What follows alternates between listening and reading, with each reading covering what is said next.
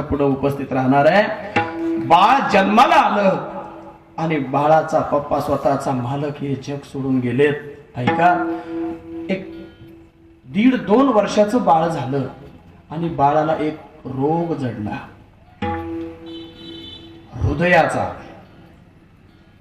बाळ थोड्या दिवसाचं सोबती होतं. आता संभाजीनगरला दवाखान्यात दाखवलं. चांगल्या दवाखान्यावाले लोकांनी सांगितलं की हे बघ ताई, या बाळाला मुंबई पुण्यासारख्या शहरात जर नेलं तर बाळ वाचेल. घरची परिस्थिती बेकारीची आहे, गरिबीची आहे, दरिद्री आहे, कसं जाता येईल म्हणून पुण्यासारख्या शहरात गेलेत. तिथून सांगितलं बाळ जर वाचवायचं असेल तर येणाऱ्या काही दिवसामध्ये तुम्हाला मुंबई सारख्या शहरामध्ये जावं लागेल. आणि मग ताईचे डोळे पाणावले, पण आईचं अंतःकरण लय कविवरलेलं असतं. मालक कसं बस त्या हॉस्पिटलमध्ये डोळ्यातलं पाणी आतल्या आत साठवलं. हुंदका आपल्या घरी झोपडीत आल्यानंतर एकदाचा मोकळा सोडला. घरामध्ये त्या झोपडीमध्ये दुसरं कोणीच नाहीये. आणि डॉक्टरना तर सांगितलं की तुम्ही जर पुण्याहून मुंबईला जर डॉक्टर नीतू मांडके यांच्या जर हॉस्पिटलला गेलात आणि त्या जर डॉक्टरची तुम्हाला भेट झाली तर डॉक्टर देवासारखे, ते तुमच्याकडून रुपया न घेता तुमच्या असलेल्या बाळाच्या हृदयाचं ऑपरेशन करतील. पण तुम्हाला डॉक्टर नीतू मांडकेची गाठ पडणं गरजेची आहे. लक्षात आलं की असला एवढा मोठा डॉक्टर आमच्या गरीबाला कुठून मिळणार आहे. म्हणून झोपडीत रोज असणाऱ्या सुंदरशा बाळाला पाळण्यात झोपवायची आणि मस्त आपल्या भजन कीर्तनामध्ये आपलं जीवन व्यतीत करायची. दिवसभर लोकांची रोजमजुरी करायची ती माऊली. आता ऐका ना, गोड भगवान कृष्णाचा असलेला जप करायची. एक दिवसाची घटना आहे. ऐका, आपल्या झोपडीवरती रात्रीच्या 2:30-3 वाजता अचानक झोपडीवरती थाप मारले गेली. कोण आहे घरात?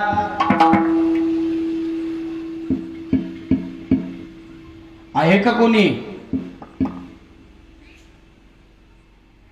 मंद असलेला प्रकाश आतमध्ये दिवा जळत होता. एका ताईनं दार उघडलं आणि या आतमध्ये एवढ्या स्मशान रात्रीमध्ये आपण आलात, पाणी भरून आणायला गेली. अतिथी देवो भव म्हणतात ना. बाप्पा, पाणी भरून आणेपर्यंत एक पाळणा दिसला आणि त्या पाळण्यामध्ये बाळ आहे की काय? पाळणा झोका चालू होता. त्या ताईनं पाणी आणलं, भाऊनं पाणी पेलं. कुठले आपण? माझे कोणी नातलग आहे का? लांबून पाहुणे आहेत का? असं त्या ताईला वाटलं. त्या भाऊने सांगितलंय, विन सुटाबुटा मधला असलेला एज्युकेटेड क्वालिफाईड असलेलं व्यक्तिमत्व. ताई, मी एक प्रवासी आहे. मोठे माणसं साध्या शब्दात बोलून जात असतात, त्यांचं कोड लवकर कळत नाही. प्रवासी आहे, मला थोडंसं विघ्न आलं म्हणून मी थांबलो. असं तुमचं बाळ आहे का झोक्यात? नाही दादा, बाळ नाही. मग त्या झोक्यातल्या असलेल्या बाळासारख्याच असलेल्या त्या उपरण्याला बाजूला केलं. आतमध्ये गोपाल कृष्णाची कानाची सुंदरशी हातभर असलेली मूर्ती होती. ताई, तुम्ही या असलेल्या झोक्याला, या असलेल्या मूर्तीला झोका का देताय? दुसरीकडे अंधारामध्ये बाळ झोपलेलं होतं. दादा, हे माझं लेकरू आहे. बर, मग इतक्या रात्री तुमचे डोळे पाणावलेले आहे असं का? सगळा वृत्तांत सांगितला. माझं बाळ हृदय रोगाने ग्रासलेलं आहे. बर, आणि ग्रासलेलं असल्या कारणाने आम्ही मुंबई सारख्या शहरात येऊ शकत नाही. लोकांनी, डॉक्टरांनी सांगितलंय, डॉक्टर नीतू मांडके सारख्या असलेल्या व्यक्तिमत्वाची जर गाठ पडली तर हृदयाचं ऑपरेशन सक्सेस होईल आणि बाळ वाचेल. पण आमच्या गरिबीला आग लागली. भाऊ, कसं त्या असलेल्या भाऊची भेट होईल? एवढं ऐकलं. आणि ऐका ना, जसे आपले डोळे पाणावले ना मायबाप, तसेच ऐकणाऱ्या त्या व्यक्तिमत्वाचे डोळे पाणावले. आणि त्यांनी सांगितलं, ताई, मी एक प्रवासी आहे बोललो तुला, पण ऐक, रात्रीचं असलेलं सुंदरसं विमान आमचं उड्डाण झालं आणि काही असलेल्या अडथळ्यामुळं विमान पुन्हा जमिनीवरती पुन्हा खाली उतरवलं आणि मला फास्ट जाण्याकरता एक असलेली BMW सारखी गाडी पुढे आली. पण त्या गाडीत मी बसलो, गाडीलाही प्रॉब्लेम झाला, गाडीही अडचणीत आली आणि तुमच्या या झोपडीजवळ आमची गाडी ना दुरुस्त अवस्थेमध्ये उपस्थित आहे. ऐका, म्हणून एवढ्या रात्री आता कुठं जावं म्हणून तुझी झोपडी दिसली ग ताई, म्हणून मी तुझ्या झोपडीत आलो 2-3 तासाकरता सकाळ होईपर्यंत. पण एक सांगू ताई, दुसरा तिसरा कोणी नसून तू ज्या डॉक्टर नीतू मांडकेची असलेली मुंबईत वाट पाहते ना, आज तुझ्या पुढे उपस्थित झालेला हा भाऊ, हा दादा डॉक्टर नीतू मांडके.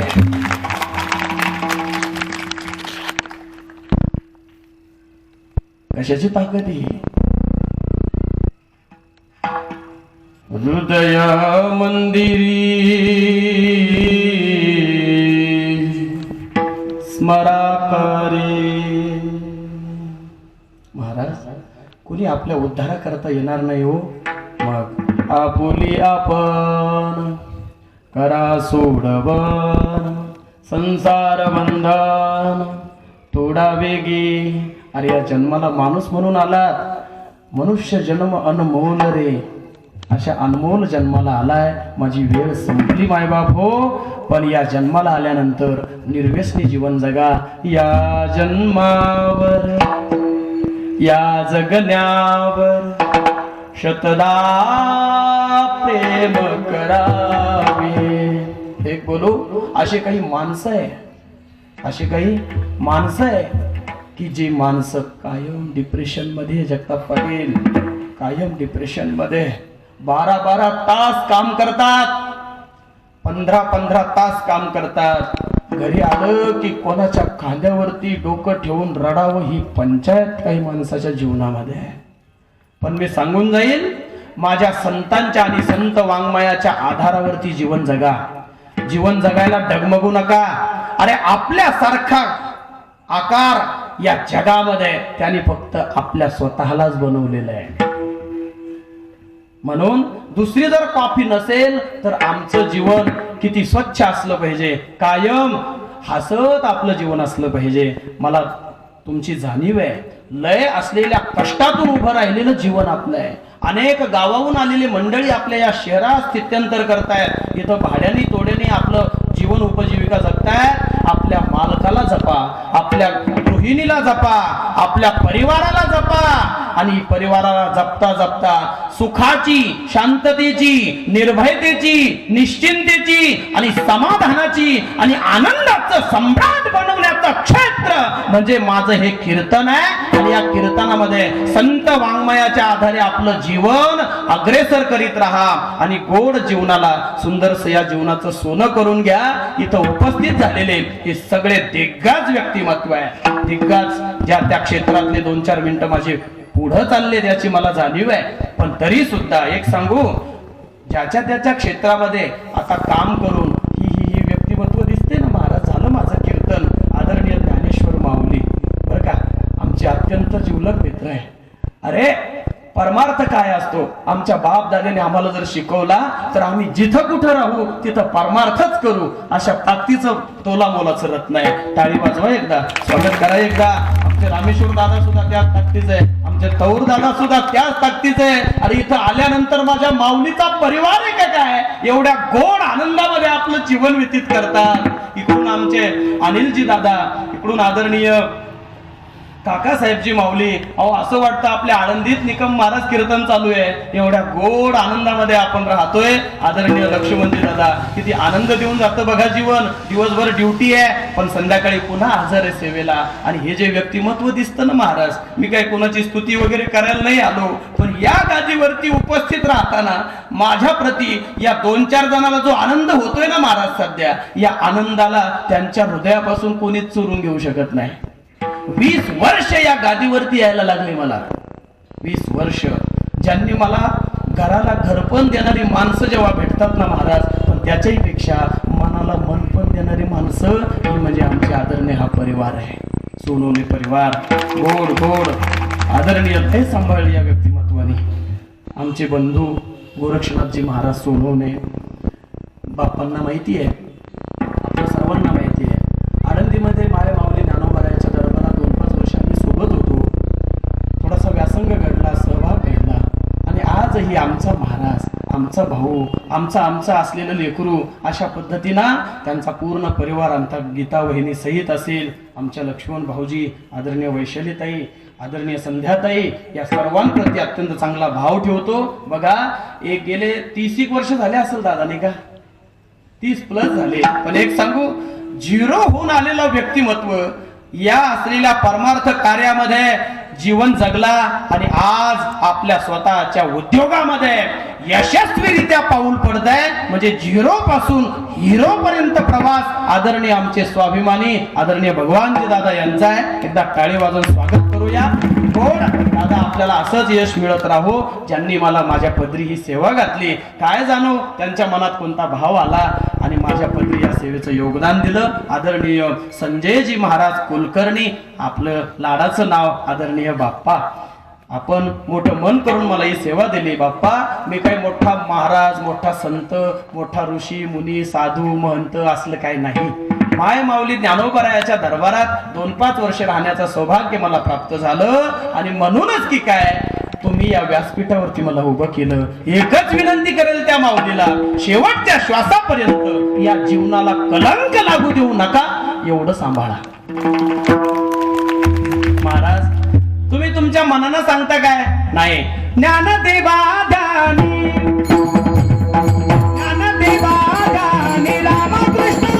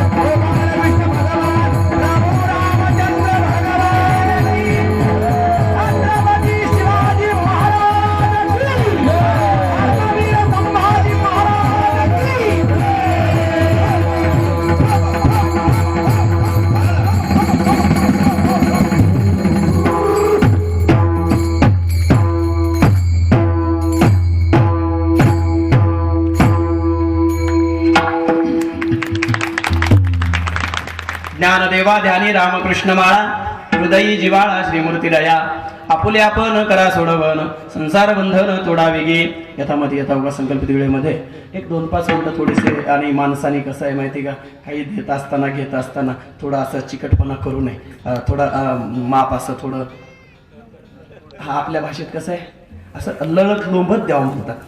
थोडं पुढं ऐका, माणसाने चिकटपणा करू नाही, थोडं माप माणसाने जरा.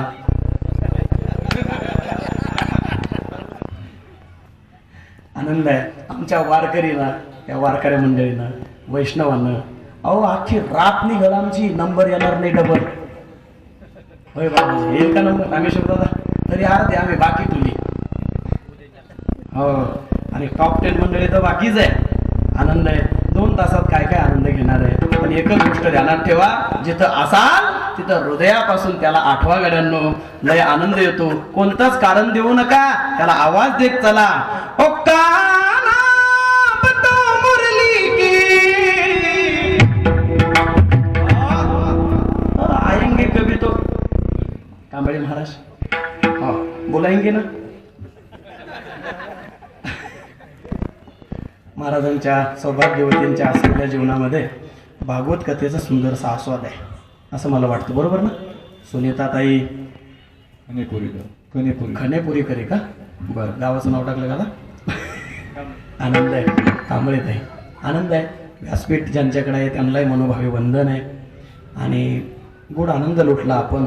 2 तास मस्त आपणही बसलात गाड्यांनो. कसलाही बंबईला धक्का आहे का? काही तकलीफ आहे का? काही काही म्हणते ना, अरे सोड राजा लोक बसतो. असं अनेक अडचणी आहे. कुणाला 1 नंबर, कुणाला 2 नंबर. पण देव भान विसरून गेला, त्याला आवाज देत चला. त्याला आवाज दिला रे दिला की आपल्या जीवनामध्ये एक दिवस तर जाणंच आहे. पण जगता जगता मेल्यापेक्षा एकदा जगूनच घेऊ ना.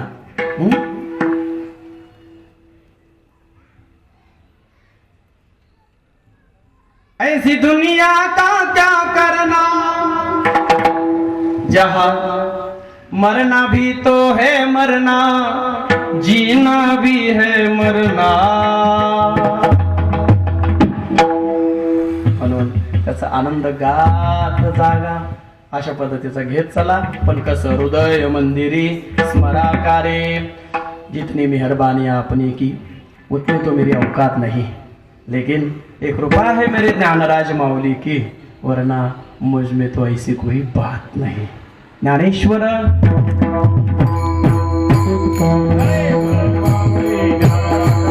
विठाल जय